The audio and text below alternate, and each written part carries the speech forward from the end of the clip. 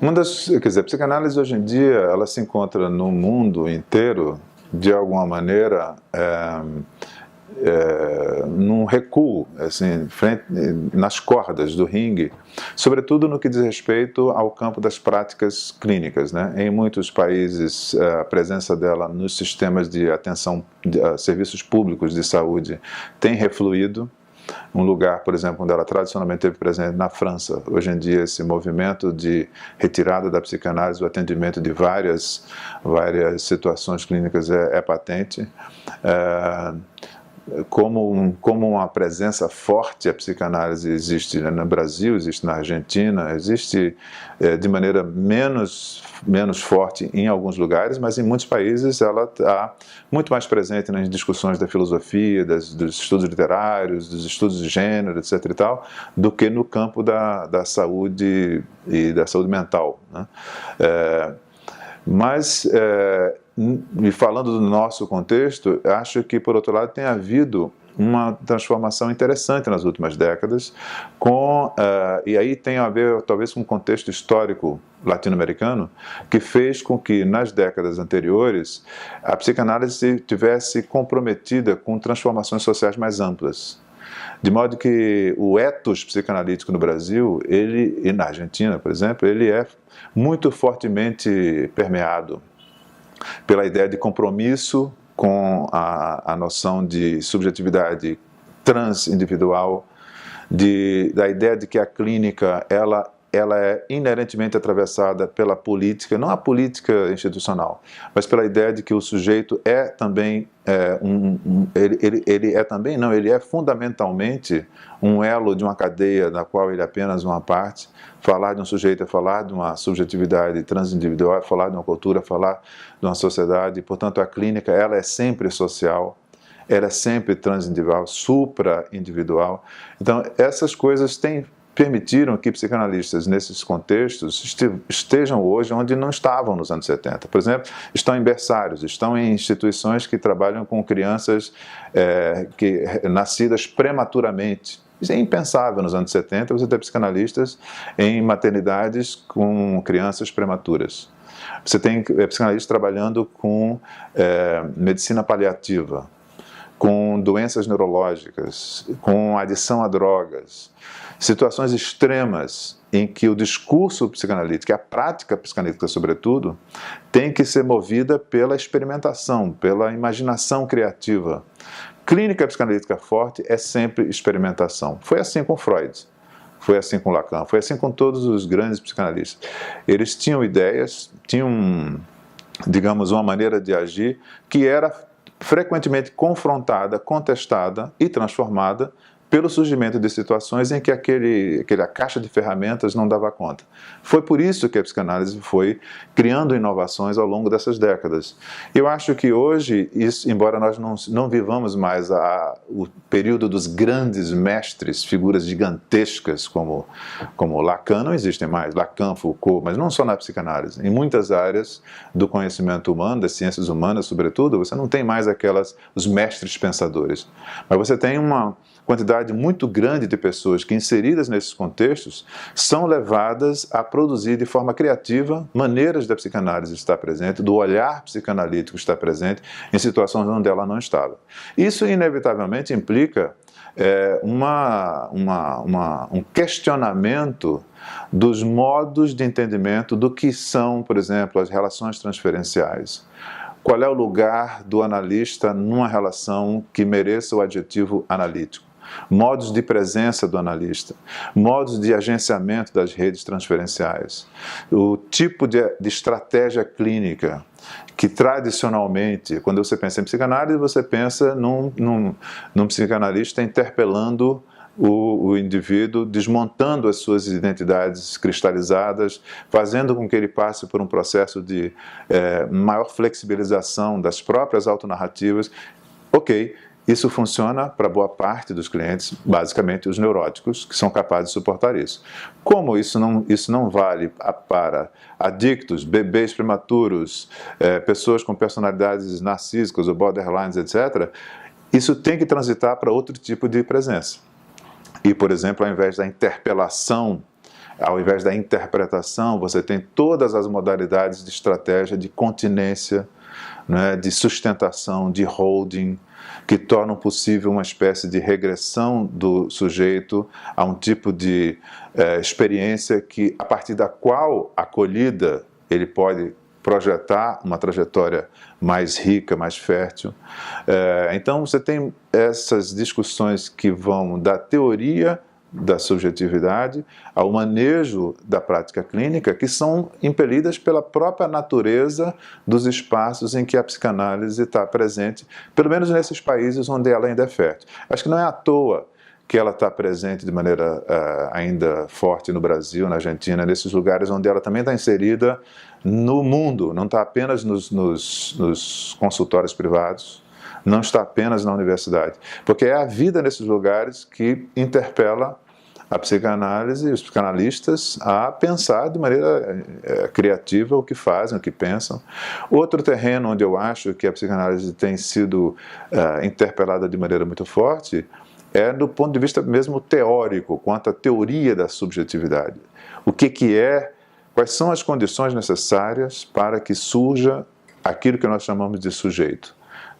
E as vicissitudes desse sujeito, psicopatologia. Então, a constituição do psiquismo, e a dinâmica psíquica, e as formas de organização do sofrimento, da patologia, no seu aspecto teórico, hoje em dia, tem se enriquecido muito com o diálogo de psicanalistas com outras áreas de conhecimento. Sempre foi assim. A novidade agora é de que não apenas filosofia, linguística, antropologia são interlocutores da psicanálise. Eu acho, ou pelo menos eu estou entre aqueles que acham que o discurso e as descobertas das ciências da vida são hoje fundamentais.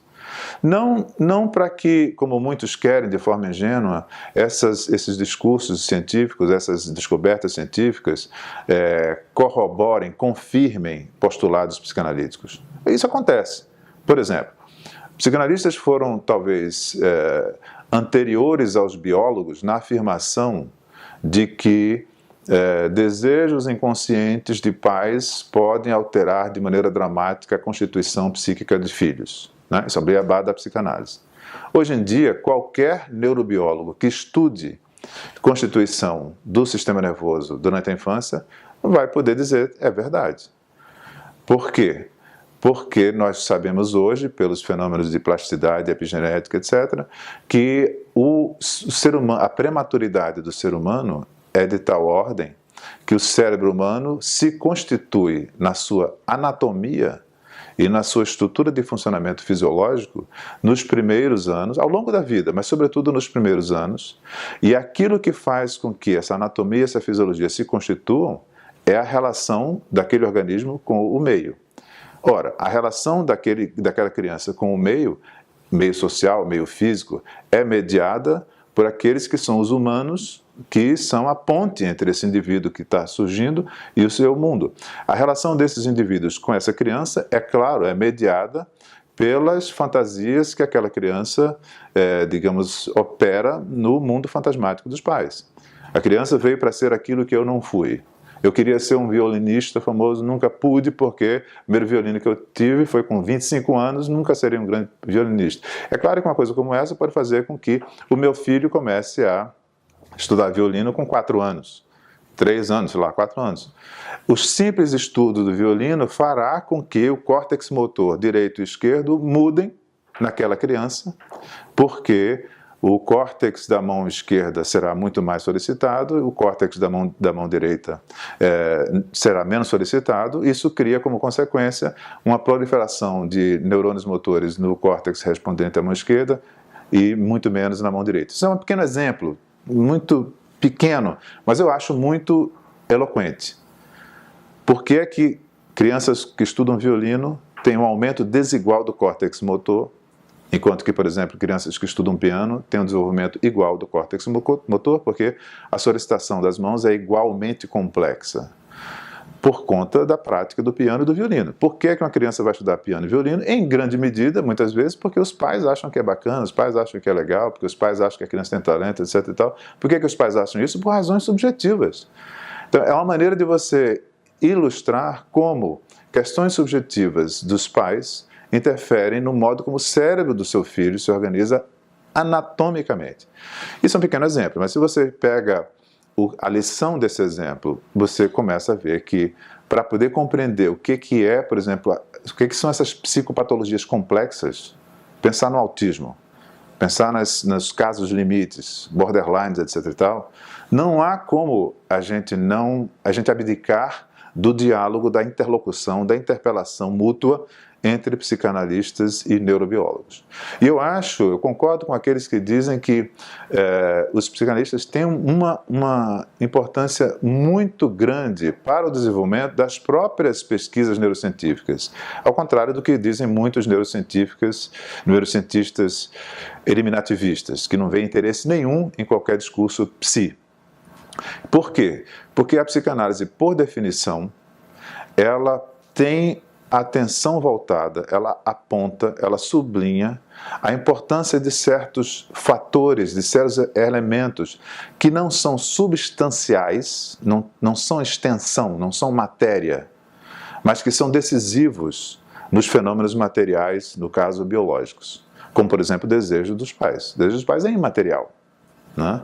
Mas, no entanto, essa imaterialidade tem efeitos reais, tem efeitos sobre a realidade biológica de uma criança. O psicanalista vê isso rapidamente. Então, hoje em dia, nós já deveríamos ter ultrapassado, de maneira total, aquele imaginário que vigorou até os anos 70, com certeza, que opunha, de um lado, o campo da natureza, do determinismo, das leis, da certeza, das verdades inequívocas, e do lado de cá, o campo da autonomia do sujeito, da historicidade, da singularidade, da incerteza, do processo, etc. e tal.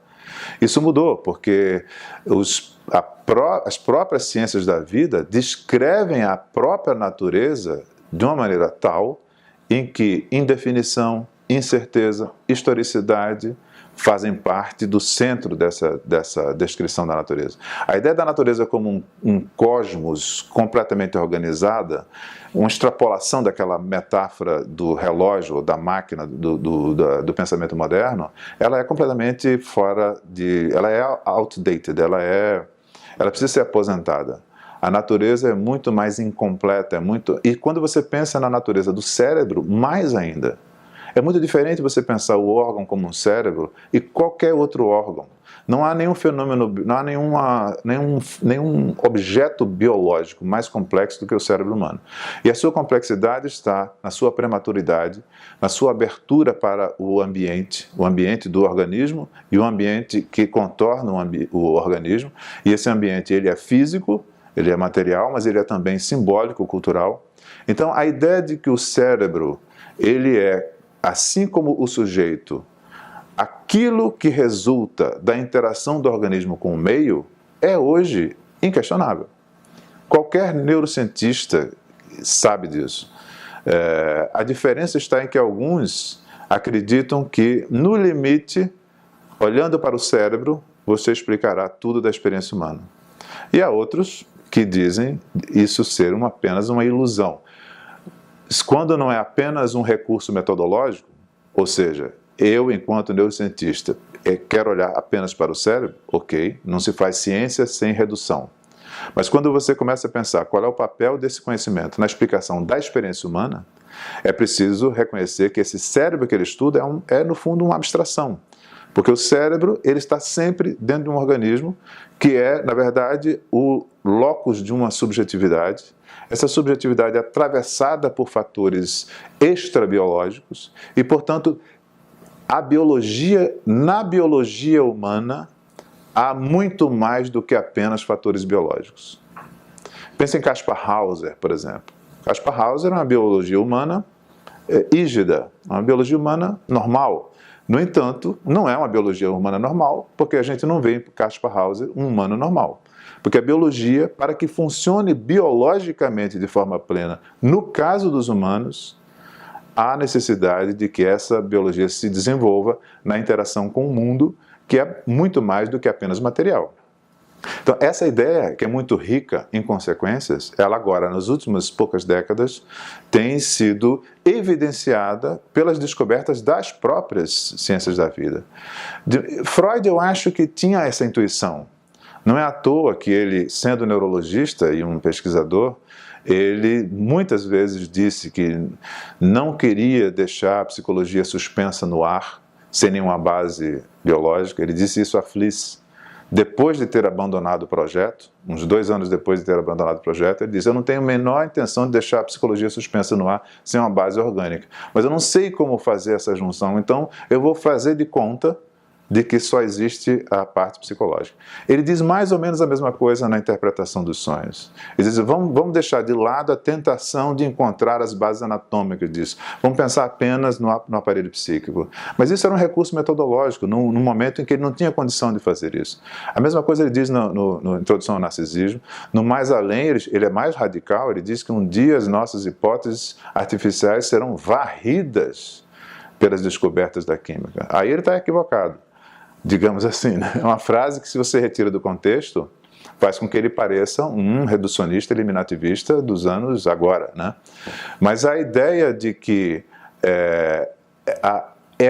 estamos vivendo um momento em que a revisão da ideia de natureza, a revisão da ideia do que é naturalismo, implica uma abertura muito interessante na discussão sobre teorias do que é psiquismo, como se constitui um sujeito, como se constituem as vicissitudes desse sujeito. Eu acho que abre um campo de interlocução muito interessante entre a psicanálise e essas ciências da vida, que vai iluminar melhor isso, a constituição do psiquismo, as psicopatologias, de modo que, ao contrário do que se dizia nos anos 80, em que a psicanálise se tentou varrê-la do campo dos saberes razoavelmente importantes, hoje em dia a gente vive um momento em que a gente encontra, digamos, aliados onde não se esperava nos anos 90, entre aqueles que estão no campo das ciências, das ciências naturais. Para não falar dos apelos que eu acho um pouco mais ousados, para não dizer forçados,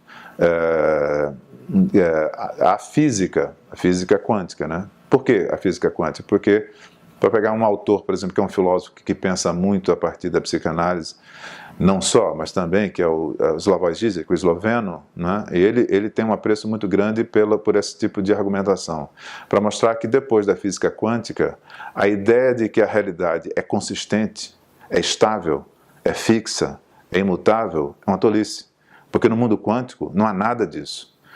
O mundo quântico contém nele próprio esse gap entre o que existe e o que parece que existe. Por quê? Porque aquilo que nós observamos através dos nossos mecanismos de observação, na verdade, podem variar conforme o tipo de interrogação que você faz àquilo que está sendo observado. No fundo, o que existe, corpúsculo ou onda? É uma pergunta que não tem uma resposta, é isso ou aquilo. Depende da observação. Enfim, essa é a argumentação clássica, né? Mas essa ideia de que aquilo que nós pensávamos antes era o campo do estável, do governado por leis, do certo, do determinismo, que se opunha ao campo da incerteza, da singularidade, etc. e tal. Esse é um quadro que foi criado com força no final do século XIX. E hoje em dia está sendo desmontado. Então, há um horizonte muito promissor, eu acho, para a psicanálise hoje em dia.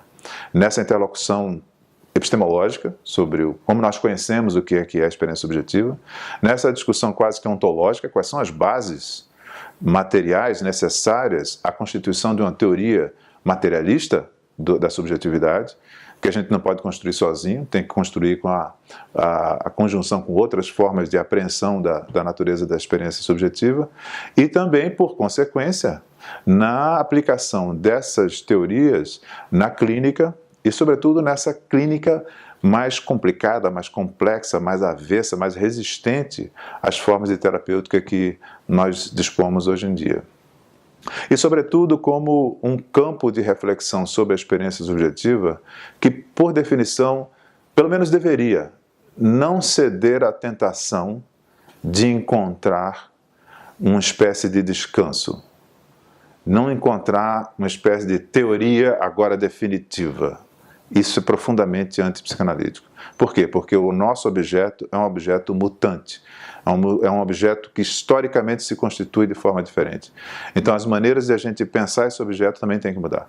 As formas de descrevê-lo, as formas de pensar quais são as suas vicissitudes na vida também tem que acompanhar o fluxo da existência, o fluxo da sociedade, as mudanças. E como a gente pensa sujeito como alguma coisa que emerge da confluência desses fatores materiais, vitais e simbólicos, e isso muda o tempo todo, a gente pode imaginar que, se houver imaginação criativa por parte dos psicanalistas, ela terá ainda algo a dizer, pelo menos no horizonte visível, para qualquer tipo de preocupação sobre o que é a existência humana, as formas de convivência sociais e as formas de sofrimento que a gente chama de patológicas ou normais.